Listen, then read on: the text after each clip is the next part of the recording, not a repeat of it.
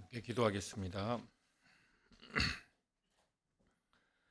거룩하신 하나님 아버지, 오늘 이 복된 날 우리에게 또한 허락하여 주시고 우리의 발걸음이 이곳에 와서 이제 또 온종일 또 주님 안에서 또 안식하며 주님 높이며 또 주의 말씀의 은혜를 입게 하여 주시니 감사합나이다.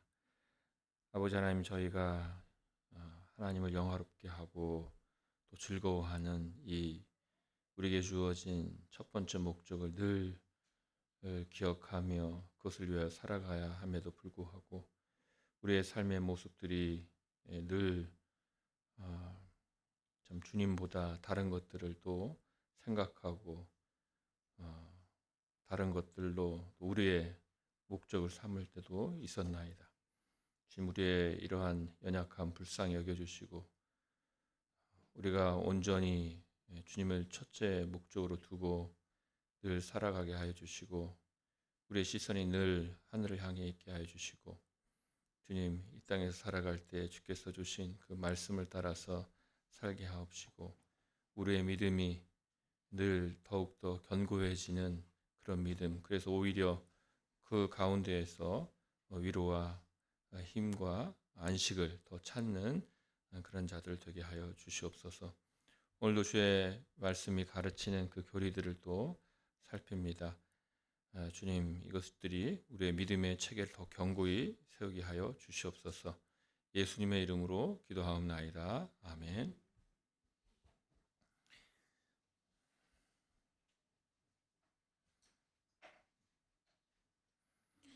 네, 오늘은 하나님의 창조에 대해서 하게 됩니다.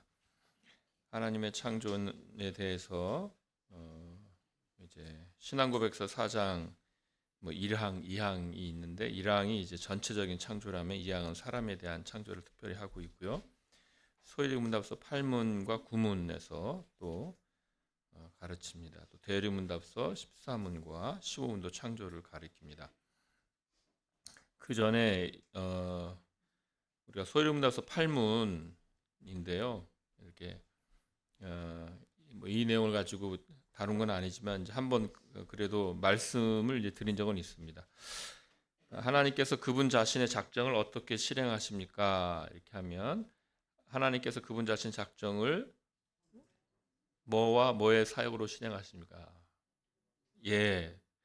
창조와 섭리의 사역입니다. 그래서 하나님께서 작정하신 걸 실행하실 때 창조와 섭리의 사역으로 실행하십니다. 제가 묻고 답을 같이 해보시겠습니다.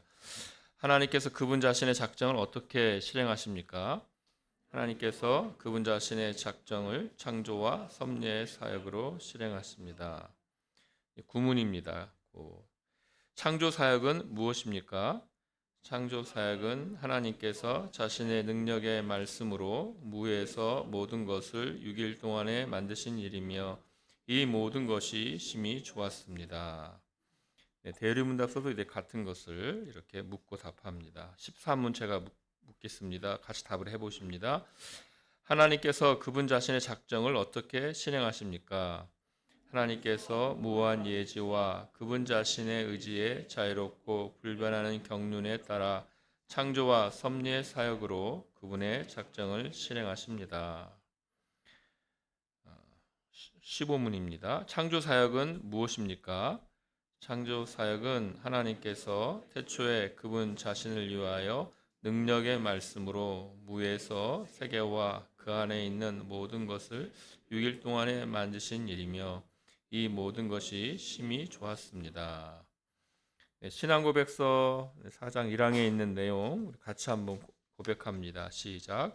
성부, 성자, 성령 하나님께서 자신의 영원한 능력과 지혜와 선하심의 영광을 나타내시기 위하여 태초의 세계와 그 안에 있는 보이는 것과 보이지 않는 모든 것을 6일 동안에 무에서 창조하시고 만드시기를 기뻐하셨다.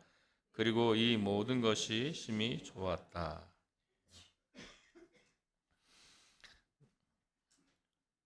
하나님의 작정은 이제 창조와 섭리로 시행이 됩니다. 그래서 신앙고백서는 이제 4장에서 창조에 관하여 그리고 이제 5장에서 섭리에 관하여 고백하게 됩니다. 어, 창조와 섭리를 구분할 필요가 있는가, 이제 또 그런 질문을 하시는 분들도 있습니다. 어차피 다 하나님이 하시는 일이요. 섭리라 할지라도 그 섭리 가운데에서는 어쨌든 하나님께서 생명을 생성시키시는 그런 역사가 있는데, 우리가 이렇게 뭐 창조와 섭리를 또 구분할 필요가 있는가, 이제 그런 질문이 있는데, 이렇게 창조와 섭리를 이제 구분을 합니다. 왜냐하면 창조가 없다, 모든 것이 섭니다, 이렇게 해버리게 되면 결국은 만물의 시작이 없는, 그래서 만물이 마치 영원한 것처럼 그렇게 되면서 약간 범신론처럼 됩니다. 또 섭리를 뭐 우리가 구분할 필요가 있나? 이제 그렇게 섭리가 만약에 없어지게 된다면 정말 하나님께서 보존하시고 다스리시는 그런 걸 생각하지 않게 되는 것이, 덜 생각하게 되는 거죠. 생각하지 않거나, 그것은 이제 이실론이라 하여서 마치 하나님께서 세상을 만드시고 나서 세상을 떠나시는 하나님처럼 그냥 세상을 구경만 하시는 분, 뭐 보존하고 다스리시지는 않는 하나님처럼 또 생각할 수도 있습니다. 그래서 하나님께서는 만물을 시작하게 하신 하나님이다.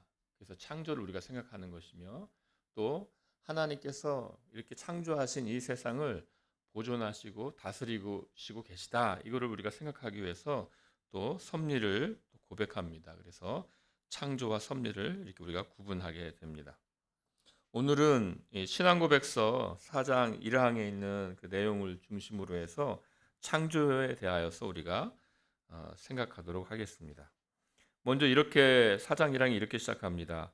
성부, 성자, 성령 하나님께서, 이렇게 시작합니다. 그래서 성부, 성자, 성령 하나님께서 창조하시고 만드시기를 기뻐하셨다라는 것이죠. 창조는 삼위일체 하나님의 사역이 됩니다. 하나님께서 한 분 하나님이신데, 그 사역에 하나님의 이 외적인 사역은 이 삼위일체 하나님께서 함께 하시는 그런 사역입니다. 창조에도 당연히 이 삼위가 함께 하고 있음을 가르칩니다. 하나님이 만물을 지으신 이시다, 이렇게 하시고, 또 여호와께서 나는 만물을 지은 여호와라, 곳곳에서 이렇게 말씀을 하십니다. 그래서 성경은 성자와 성령도 창조에 참여했음을 우리에게 가르쳐 줍니다. 하나님께서 아들을 통하여 모든 세계를 지으셨다, 이렇게 말씀하시고, 한 주 예수 그리스도께서 계시니 만물이 그로 말미암고, 이렇게 하십니다. 요한복음 1장 3절에서 만물이 그로 말미암아 지은 바 되었으니 지은 것이 하나도 그가 없이는 된 것이 없느니라. 그르는 지금 말씀이시죠. 성자 하나님입니다. 성령께서도 창조에 참여하셨습니다. 그래서 하나님의 영이 수면에 운행하시니라. 그래서 창조, 태초 하나님이 천지를 창조하시니라 하나님의 영이 수면 위에 운행하시니라고 하십니다. 또 주의 영을 보내어 그들을 창조하사, 이렇게 해서 성경은 성삼위일체 하나님께서 창조하신 그 창조에 대하여 우리에게 가르치고 있습니다. 두 번째는 하나님께서 이렇게 창조하시는데 그 목적을 우리 신앙고백서는 이렇게 고백합니다. 자신의 영원한 능력과 지혜와 선하심의 영광을 나타내시기 위하여 창조하시기를 기뻐하셨다라는 것입니다. 목적이 먼저 있고 수단이 나중입니다. 그래서 하나님께서 이렇게 창조를 하시기로 작정하실 때 목적을 먼저 생각하고 수단이 나중입니다. 그래서 피조물은 수단이기 때문에 이 창조의 이 목적이 피조물 자체 안에 있지 않습니다. 하나님의 모든 사역이 하나님의 영광을 드러내는 일입니다. 로마서 11장에 있는 대로 만물이 주께로부터 와서 주로 말미암고 주께로 돌아간다. 즉 하나님께서 만물의 목적이 되신다는 것입니다. 그래서 이 창조도 당연히 그 궁극적인 목적이 하나님께 있고, 특별히 하나님의 영광을 드러내는 데 있습니다.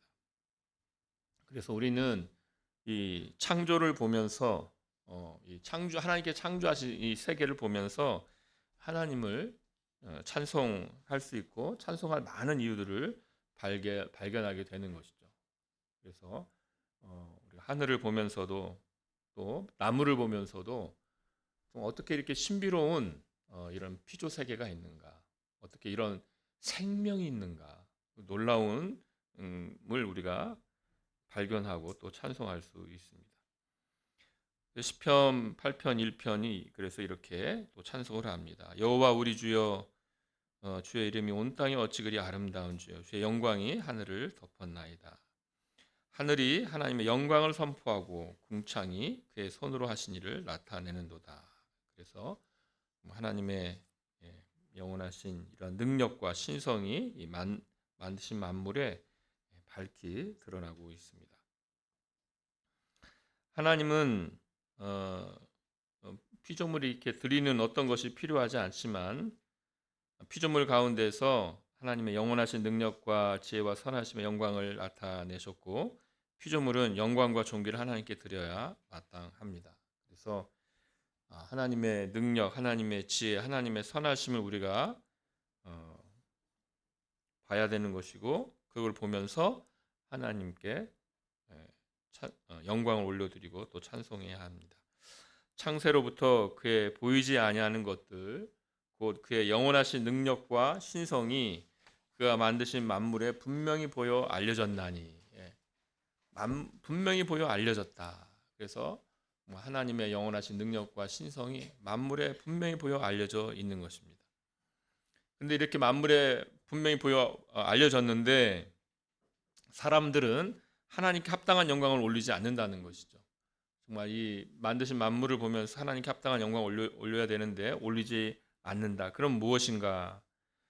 그러면 하나님을 영화롭게 하지 않는 것이 되고 로마서 1장 23절에서는 그래서 이제 사람들이 우상을 만들어 섬긴다는 걸 보면서 썩어지지 아니하는 하나님의 영광을 썩어질 것으로 바꾼다라고 하는 것이죠. 그래서 이 창조는 정말 하나님께 영광을 올릴 이런 여러 제목이 되는 것입니다. 그리고 이제 태초에 하나님께서 창조하시길 기뻐하셨다라는 것입니다. 태초에입니다. 이 태초에라는 것은 시간의 시작을 가리킵니다. 그래서 시간은 뭔가, 시간은 피조된 것이라는 것입니다. 그래서 세계가 시간 안에서가 아니라 시간과 함께 창조되었다. 어거스틴이 이렇게 말합니다. 그러니까 하나님께서 천지를 창조하실 때 그때 바로 시간도 함께 창조된 것입니다. 그래서 지금은 이런 공간과 시간이 맞물려 있다는 게 많은 이들이 이제 그렇게 정말 과학적인 실험을 통해서도 하죠. 그처럼 정말 이 시간과 공간은 함께 출발하게 된 것입니다.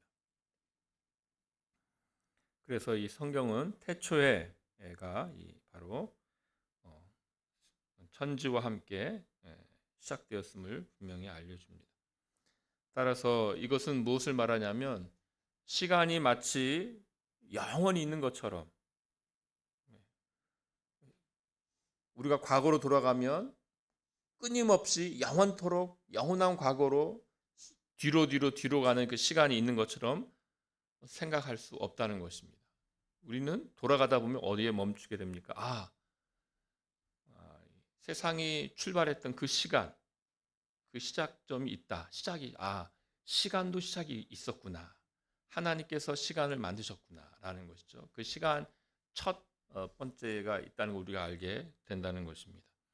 그렇게 생각하지 않으면 이제 마치 시간도 영원하고 하나님도 시간에 종속되는 하나님. 성경은 그렇게 말씀하지 않습니다. 하나님께서는 시간도 출발시키시고 시간도 주관하시는 분입니다. 6일 동안에 하나님은 창조하셨습니다.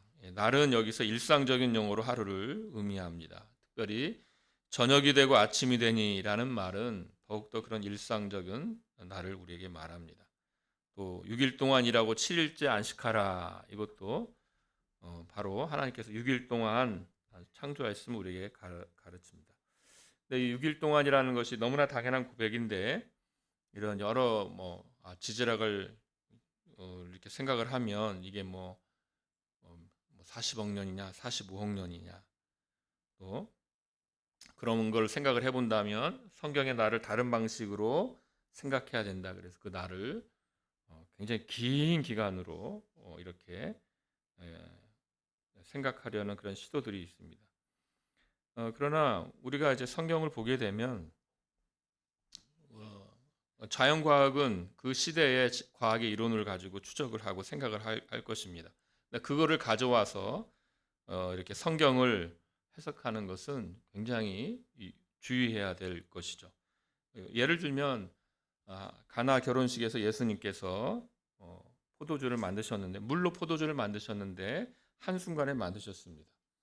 그런데 이제 그거를 자연과학의 시각으로 답을 찾아낸다면 당연히 이거는 이 포도주는 발효 기간이 10년이다, 20년이다, 30년이다 이렇게 하겠죠.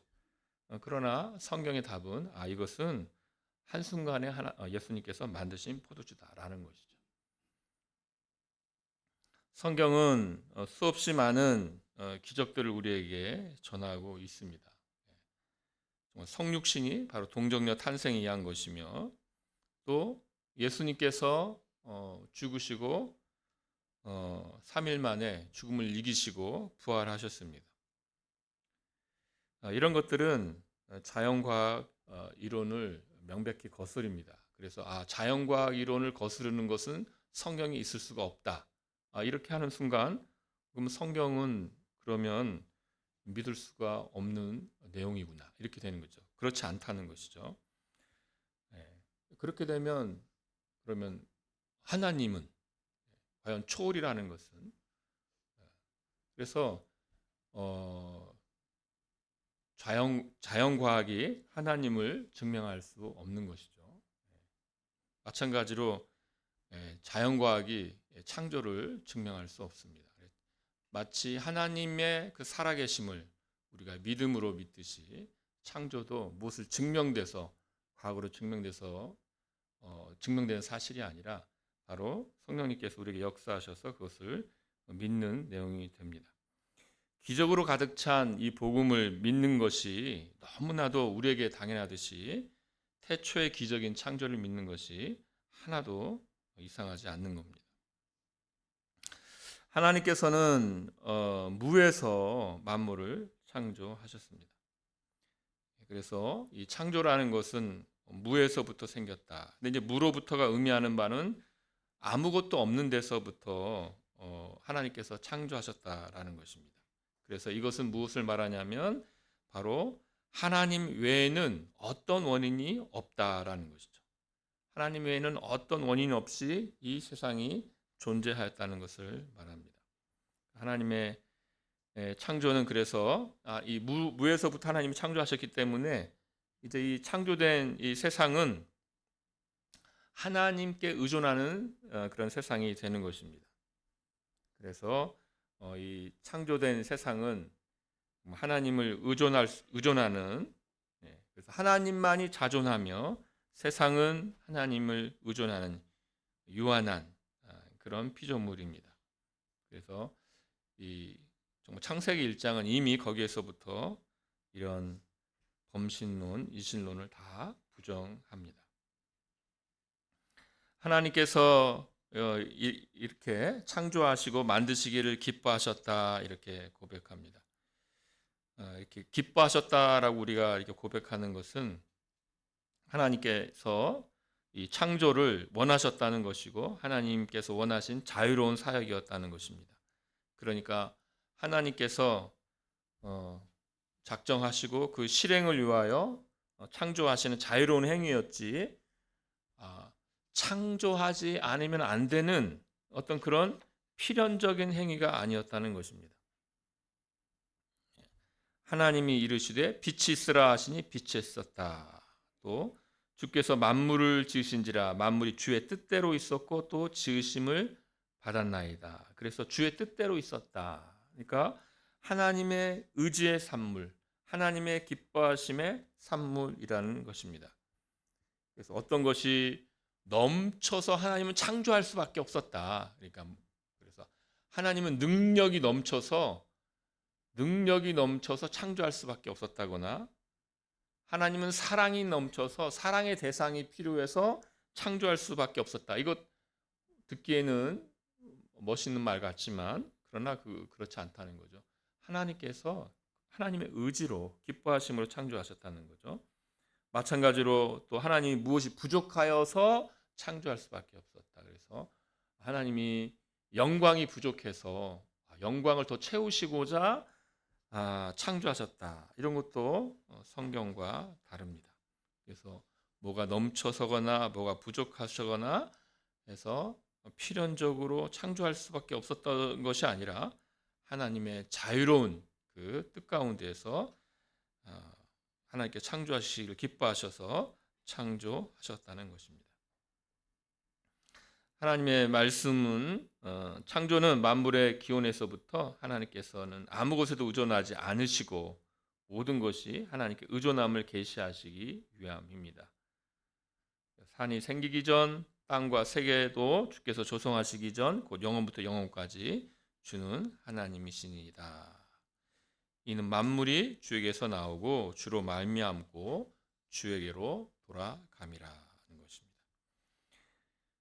그리고 이제 이렇게 이제 1항은 마칩니다. 그리고 이 모든 것이 심히 좋았다라는 것입니다. 하나님께서 만드시고 창조하시고 보시기에 심히 좋았더라 이렇게 말씀합니다. 그래서 하나님께서 세상을 창조하셨을 때 이 세상은 좋았다라는 것입니다. 좋았다. 그러면 언제 세상은 이 좋음을 상실하게 되었는가? 죄가 들어온 이후에 이 좋음을 상실하게 됩니다. 땅이 저주를 받았습니다. 사람은 멸망과 죽음에 처하고 비참 가운데 살아가게 되었습니다. 우리가 맛보는 우리의 이 인생의 연약함, 덧없음, 때때로는 허무함, 하찮음, 때때로 고통, 신체적인 고통이든 또 마음의 고통, 또 슬픔들 이런 것들이 다 지금 바로 이 죄와 그 결과인 죽음에서부터 온 것입니다. 그런데 하나님께서는 이 창조 세계를 보존하시고 또 인도하십니다.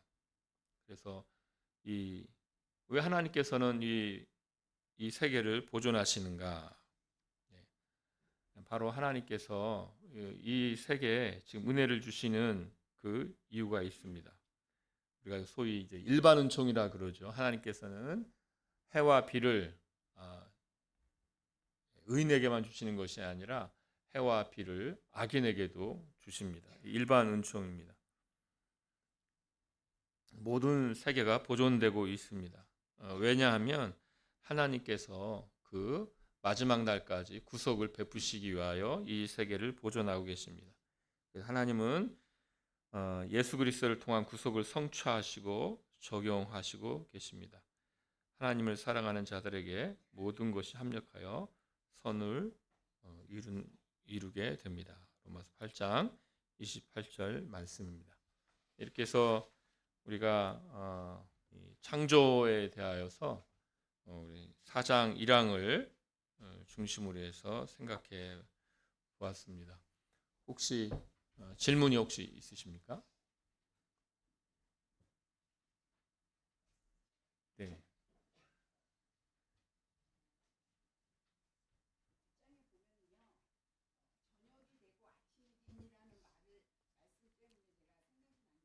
예. 네, 네.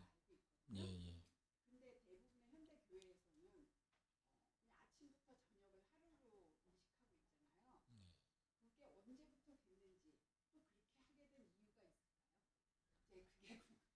네. 그러니까 저녁이 되고 아침이 되니 그래서 유대인의 하루는 해가 지면 하루가 다음 날이 시작이 됩니다. 그래서 다음 날 해가 질 때까지가 이제 하루가 되는데 우리는 이제 아침부터 해서 이제 하루가 시작되는데 언제부터 이렇게 되었는가? 예. 일단은 잘 모르겠다는 말씀을 드립니다. 모르겠다는 말씀을 드리고, 그런데 뭐 시간 제도라 이거 시간에 이거 언제부터 한번 또 우리 봐야 되겠습니다. 언제부터 우리가 이렇게 되었는지 봐야 되겠는데 또 우리가 이렇게 시간 측정을 해보면 그 다음 날 하루를 꼭 아침부터라고 하지 않는 것 같아요. 지금은 지금 보면은 뭐 새해 시작이 언제냐? 그럼 아침이 아니라 자정 딱 지날 그때를 또 하루가 시작되는 걸로. 그러니까 사실은 밤이 한참이 시작되는 그 순간을 우리가 또 하루로 이미 우리 시대에는 또 그런 면도 있거든요. 그래서 저녁 해가 질 때부터 하루를 시작하는 게 낯설지만 또 우리가 다음 날 내일이 그러니까 하루를 마감하는 거를 현재 자정을 기점으로 해서 공식적으로 한다는 걸 생각할 때 또 그럴 수도 있겠구나. 우리에게 이제 낯설어서 그런 것이지. 또 그게 또 되면 또 그게 하나의 일상으로도 될 수 있겠다 싶습니다. 그거 관련해서는 재밌는 게 많이 있을 것 같습니다. 예.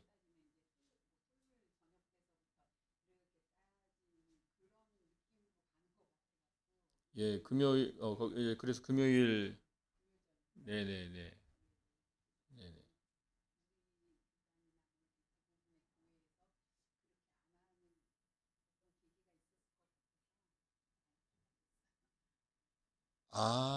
네네네네네네.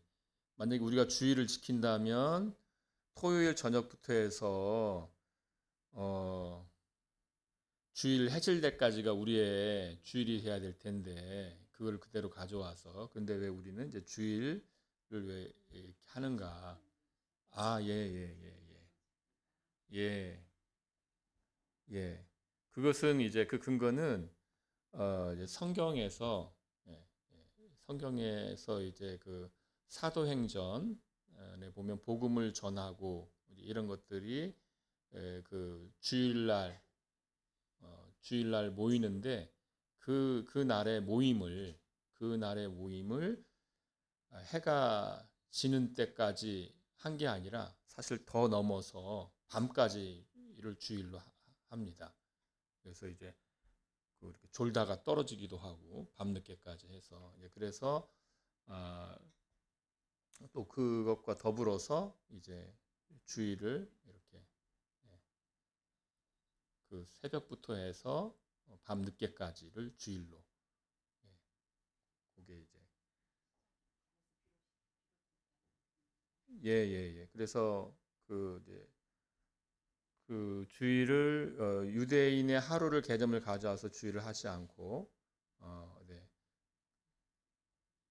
근데 유대인도 결국은 해가 진 다음부터 이제 다음 날이 되기 때문에 결국은 하루를 사는 것은 아침부터 오후까지 해가 있는 그 하루를 사는 거에서는 다 공통인 것이거든요. 근데 특별히 거기에 더하여서 사도행전에 보면 주일날 말씀을 듣는 것이 이제 주일날 모여서 밤이 맞도록 늦게까지 듣는 이제 장면이 있습니다. 그래서 이제 교회는 주일에 이제 새벽부터 해서 밤 늦게까지를 이제 주일로 그리고 이제 우리가 이제 하루를 측정할 때 하루를 바로 이제 그 24시부터 24시로 하는 것이 이제 되면서 그것과 계속해서 그것과 맞물리면서 그것이 우리에게 이렇게 정착이 되었습니다.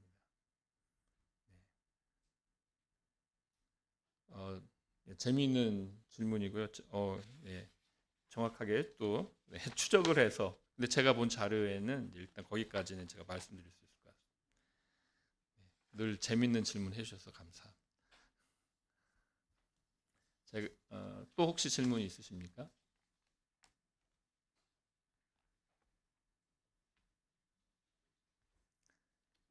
제가 기도하고 마치도록 하겠습니다. 하나님 아버지, 주님께서 그 주님의 뜻 가운데에서 이 만물을 만드시고 또 주님께서 주님의 뜻 가운데서 이 만물을 보존하시며 다스리시고 또 인도하시고 주님 이 광대한 이런 우주 또 아주 작은 그런 미시 세계까지 들여다볼 때 이 시대에서의 이 세상을 볼 때 주님께서 얼마나 능력이 많으시며 얼마나 놀라우시며 얼마나 지혜로우신지 또 그 가운데서 주님께서 저희들을 택하여 주시고 자녀 삼아 주시고 늘 우리와 함께 하여 주심에 감사를 드리옵나이다. 주님, 우리가 우리의 눈으로 이 만물을 바라보면서 주님의 능력을 목도하면서 주님의 위대하심을 찬송하는 자들, 또 주님께서 우리에게 주신 이 계시의 말씀을 따라서 주님께서 이루실 그 교회의 완전한 승리를 또 바라보면서 주님을 찬송하는 자들 되게 하여 주시옵소서. 예수님의 이름으로 기도하옵나이다. 아멘.